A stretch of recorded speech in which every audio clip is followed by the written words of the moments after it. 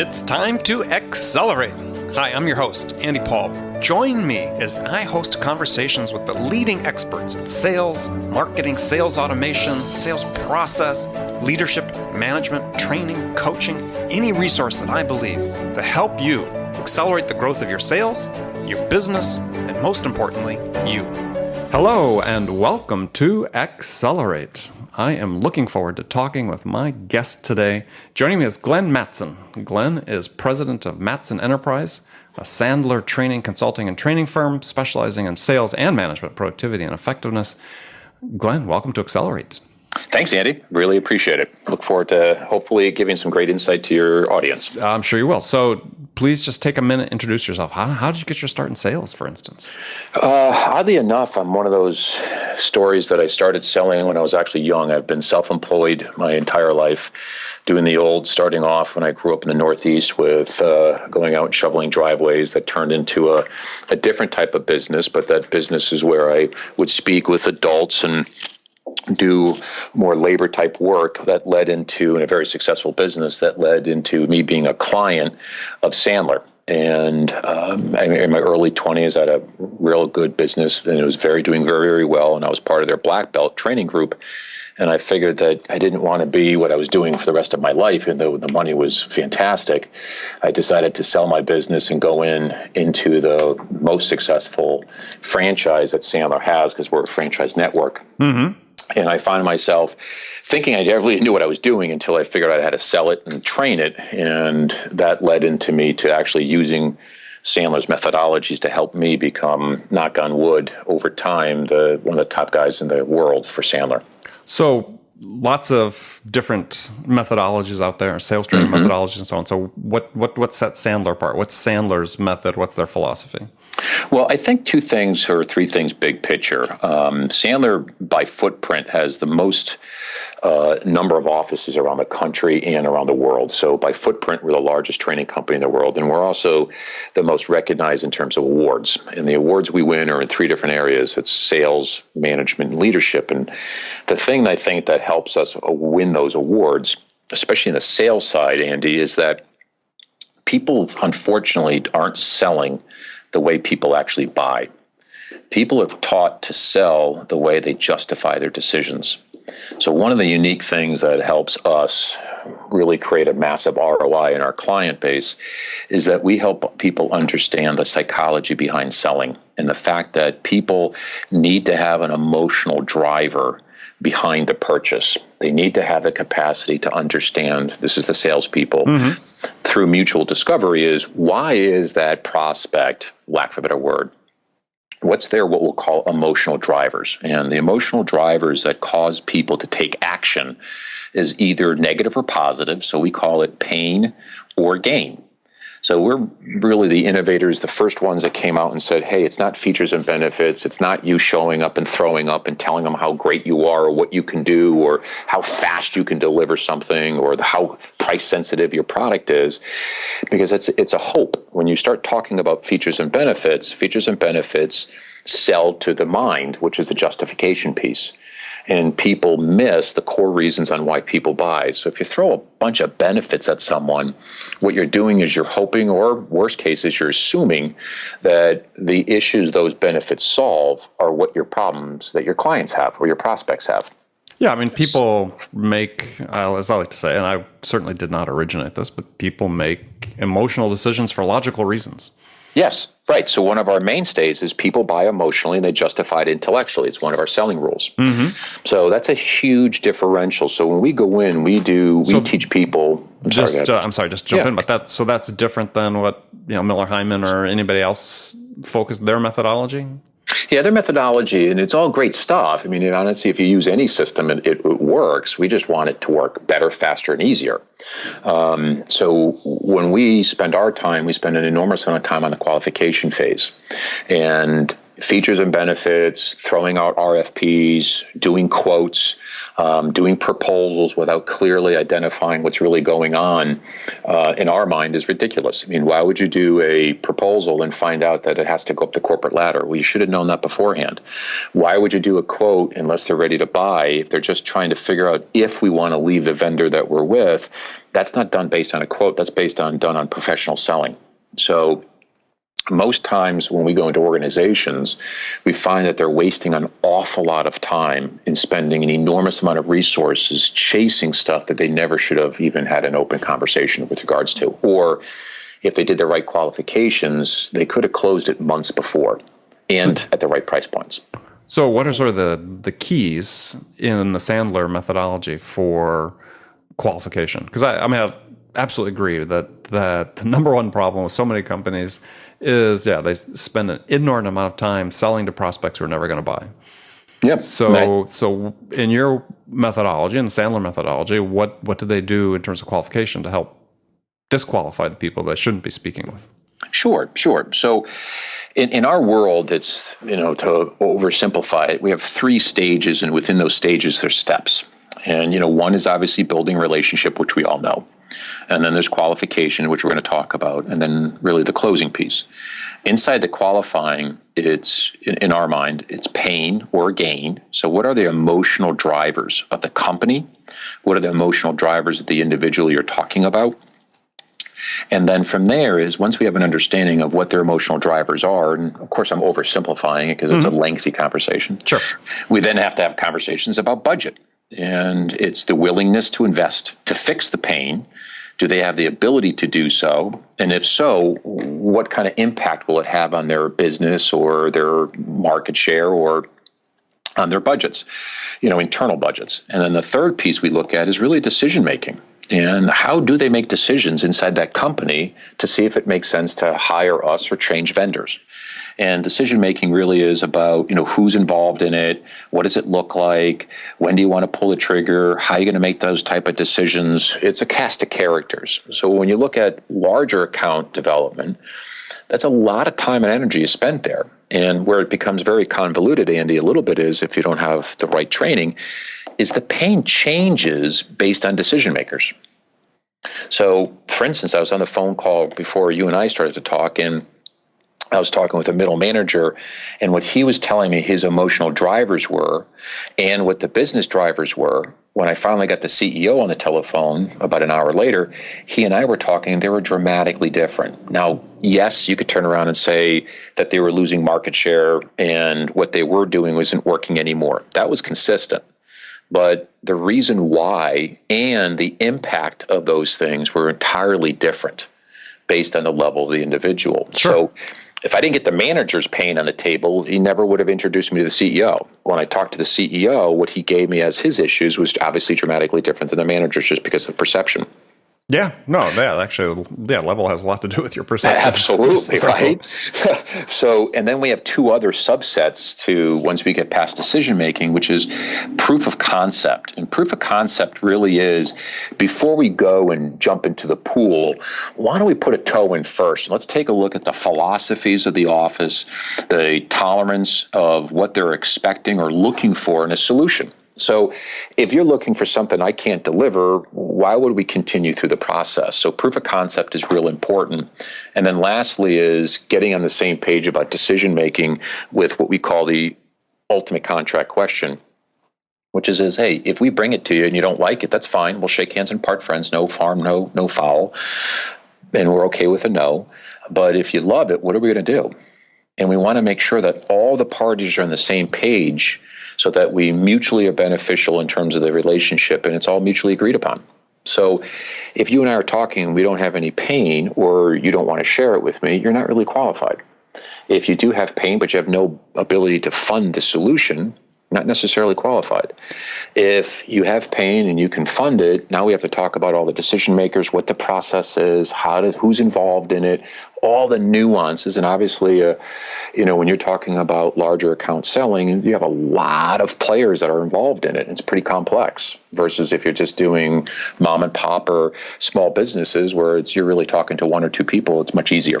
Sure. So interesting, you talk about the pain and gain, and there's a whole school of thought that says that pain is really not an incentive to make investments as much as gain is.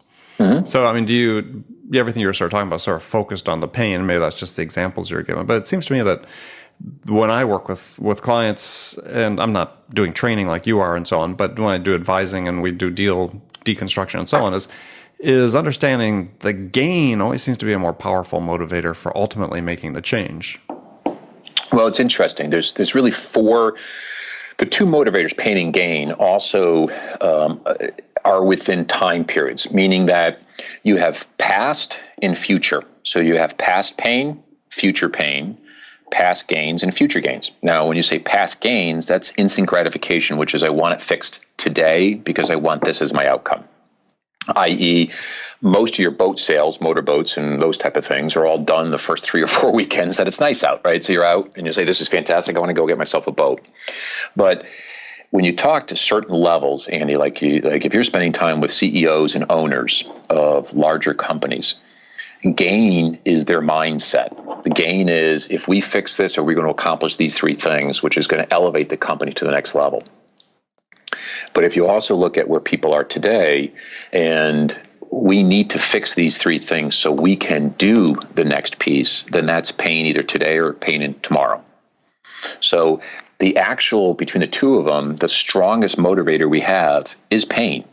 And in the hierarchy, if you want them in the order, getting rid of pain today is by far the strongest motivator we have. Getting rid of pain for tomorrow is the second strongest. The third is instant gratification, and the hardest to sell, not necessarily motivator, but the hardest to sell is future pleasure. So your skill set has to be dramatically different to sell future gain than fixing today's pain.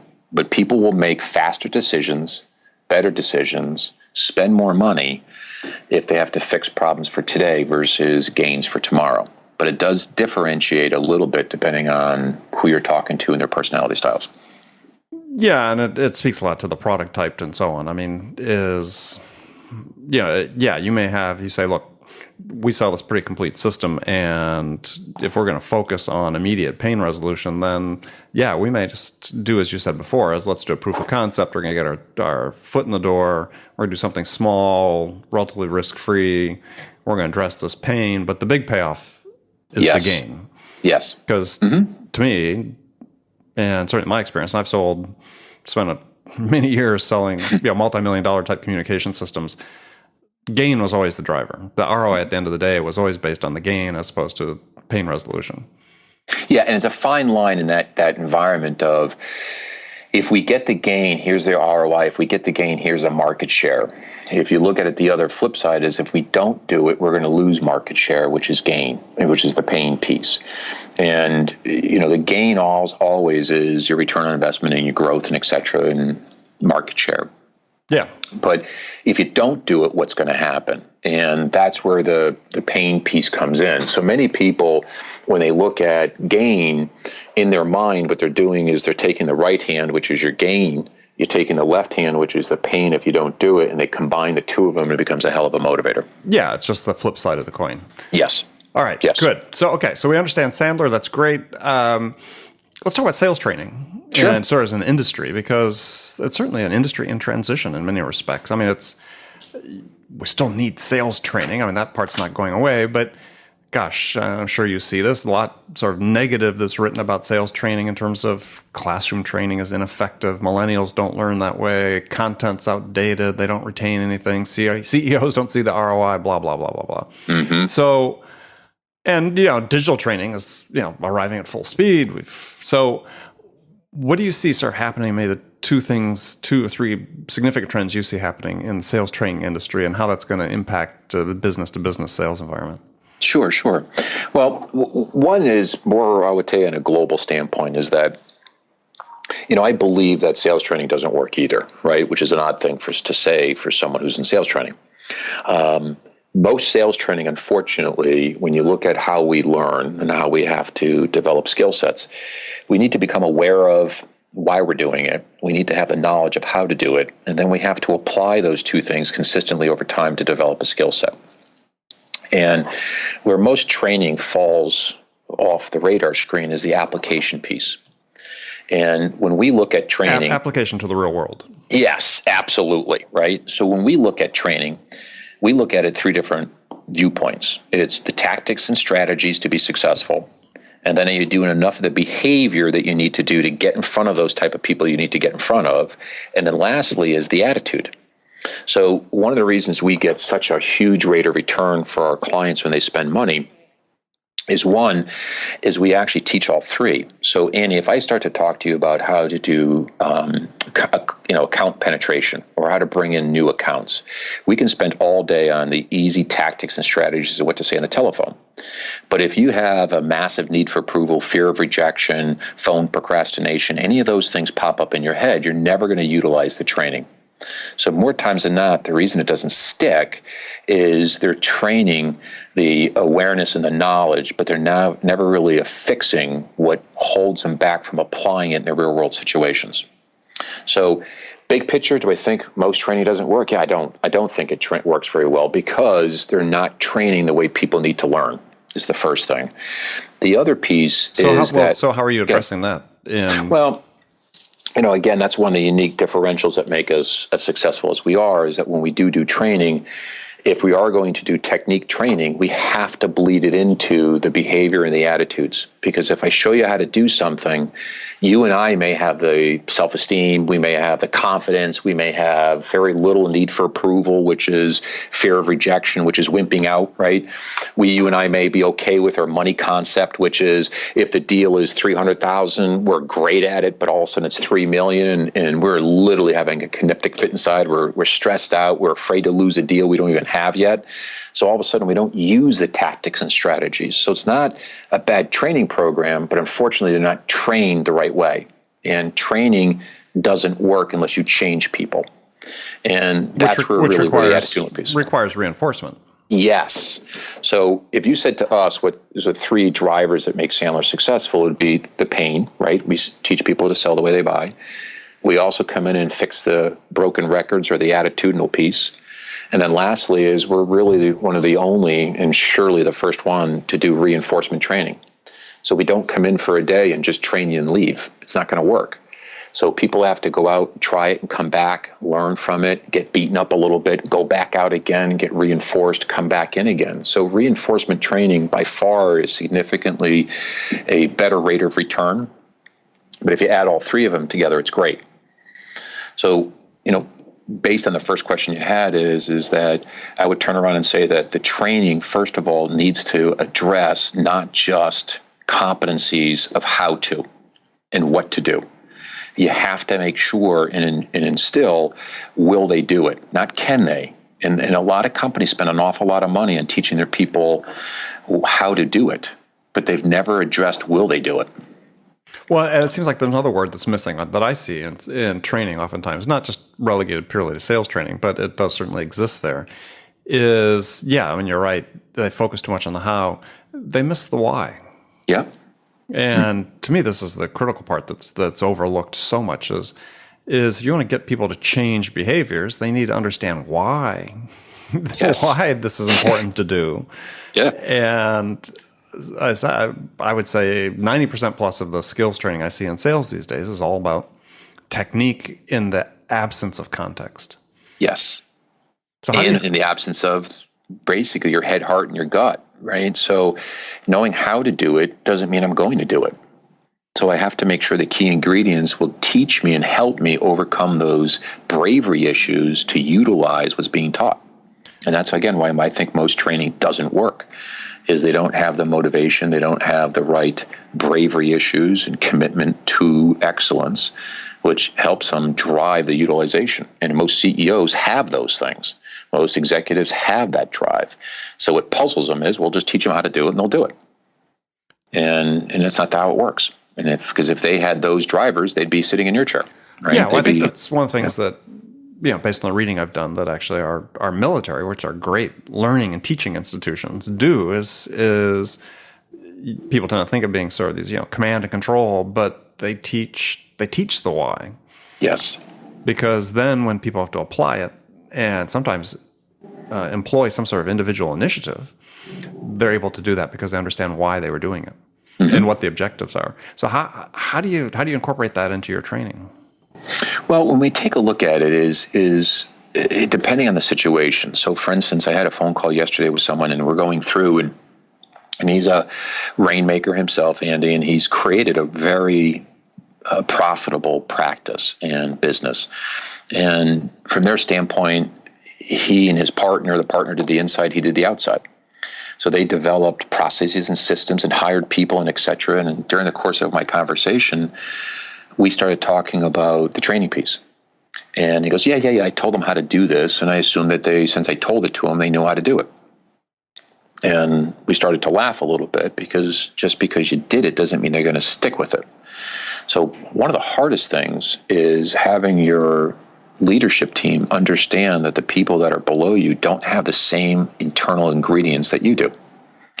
And so the training program has to have the capacity to address the roadblocks that people are going to have when they're actually doing the training and utilizing it and applying it. Mm-hmm.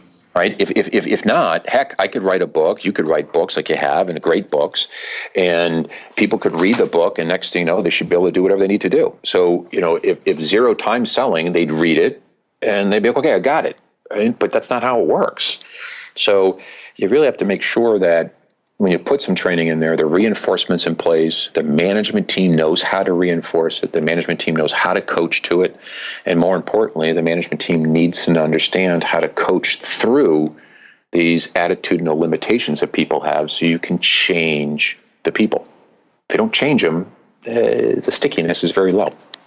So one thing companies are trying to do to address that is we see these new mobile apps coming out, like MindTickle and others that address sort of what I call contextual training, right? Supposedly a rep right in advance of doing a sales call or something can bring up the app and understand, get some tips in terms of what they should be doing in the situation they're about to confront with the sales rep. How are you seeing that working? Because it's interesting because it gives I know managers like it because it gives them dashboards, gives them data they can look at. In some cases, like I referenced MindTickle, that's an app that enables a manager to see how sales ready, based on progress through a curriculum, how sales ready a rep is before they deploy them to the field. Yeah, and sales ready may be their competency, right? How well do they know this? How well do they have the competencies to own this? And if you look at a lot of the apps that are out there today, a lot of the apps are very similar in terms of context of pre-call plans, KPIs for a sales call. What are your must-haves? Here are the tactics that you need to uncover to do those, and that's great. It's the same as doing a pre-call plan previously. Listen, if you take an airplane, you look at a pilot, they go through 35 steps or 50 steps before they take the plane off, and they do it every single time, and it's written down. It's never done by memory. Mm-hmm. We go on sales calls, we wing it all the time. So when we take a look at a pre-call plan, it's a great idea. Paper, app, right? It's just the same mindset. It's just done in higher tech, from a technology standpoint. But it still goes back to if I have a pre-call plan or if I have the ability, like you said, of the sales readiness, which is pipeline management, which most people do an awful job at understanding how to really utilize a pipeline. They just throw a whole bunch of stuff in there to protect their job. Well, the sales readiness, in fairness, is a little bit different. Sales readiness is the individual, not the prospect, is the individual ready to sell. Right? Yes, their competencies. The competency, right, yeah. Yep, so it's a report card in essence, and their ability to ready to get out in the field. Exactly. Right? So, which is great. And there's a lot of apps out there in terms of ones that will record the actual sales calls, and you can pivot and push certain buttons to know when you did a certain move, so the manager can come back and really see it in Memorex versus being there. I mean, there's great technology out there that help with the reinforcement. But going back to the core issue is unfortunately, most managers, when they see someone not knowing what to do, they automatically go to, this is how you do it, which is the knowledge. The problem is it's not a knowledge problem. The individual chose not to utilize that skill in that situation because they were afraid. or they forgot to. And they forgot to because they panicked. When they panicked, you do self-talk. When you do self-talk, you stop listening to anything but what's inside your head. Right. So if you have those individuals that still have that, then maybe your sales readiness will have the ability to prep that, but that piece of it is one of the biggest things that's missing in management development, sales development, and really leadership is that stickiness. And that's the reason that most training doesn't work, regardless if it's classroom, right? If it's distant learning. I mean, we have a huge amount of clients that do distant learning with us and do other forms of technology with training, but it still comes back to the fundamentals of, will they actually apply it? Got it. Okay, so I got one pet question I'm going to ask, and Sure. then we're going to finish this part of the conversation and go to the last segment of the show, is why do reps still need to be reminded that it's all about the customer?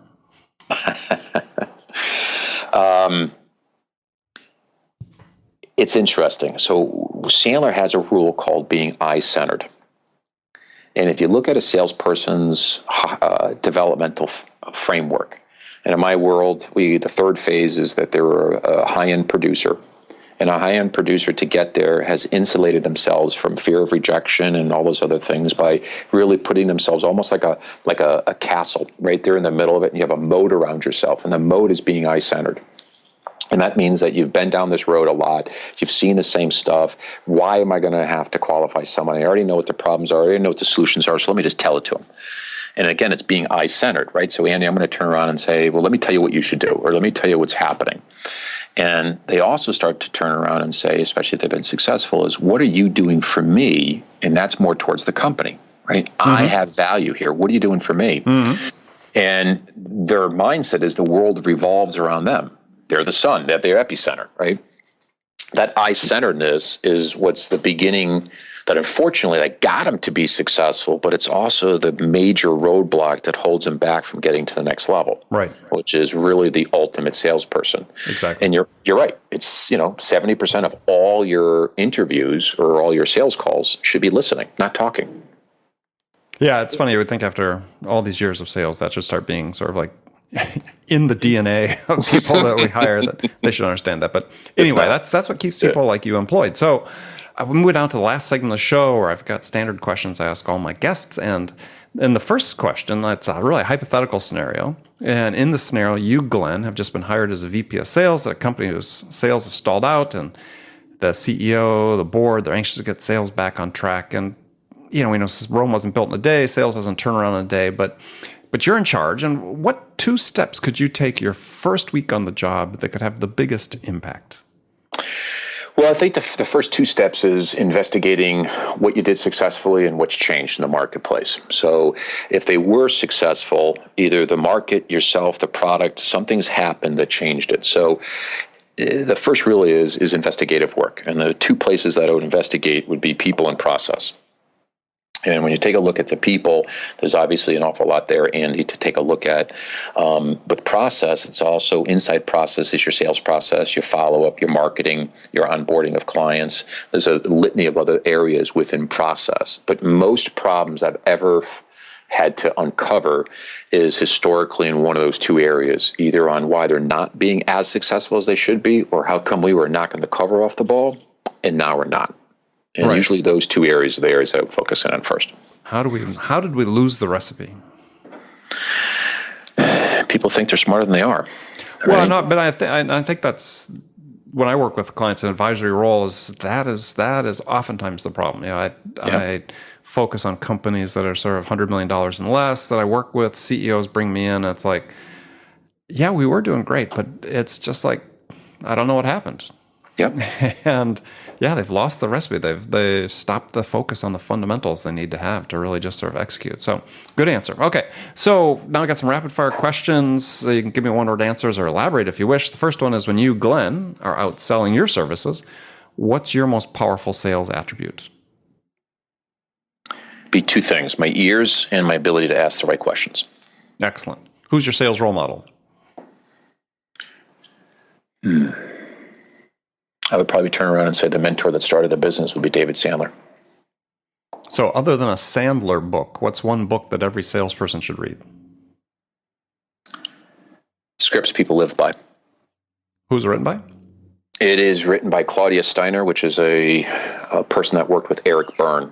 I think one of the things that most people miss is understanding human dynamics, understanding people when they sell, and that's one of the most important pieces of a salesman's attributes, is understanding people. And I think the Script Spiel Live By is probably one of the best books that's an operational manual on human beings. Excellent. Okay. And last question for you is, what music's on your playlist? I'm an old school rock and roll guy, so I'm this late 60s, 70s, 80s kind of guy with rock and roll. So, give me an example.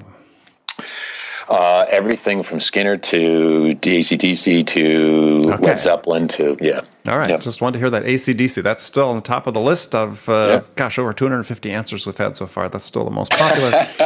Yeah. So good. Well, Glenn, I want to thank you for being on the show. It's been great. Tell folks how they can find out more about you. You got it. Appreciate it, Andy. If you want to have more information about what we do and how we help companies achieve at least a 30 to 50% rate of increase of at least an ROI, the two different areas you can try us at is one is the website, which is www.mattson, which is spelled MATTSON .Sandler, SANDLER.com. Or obviously you can call our office directly anytime you want to.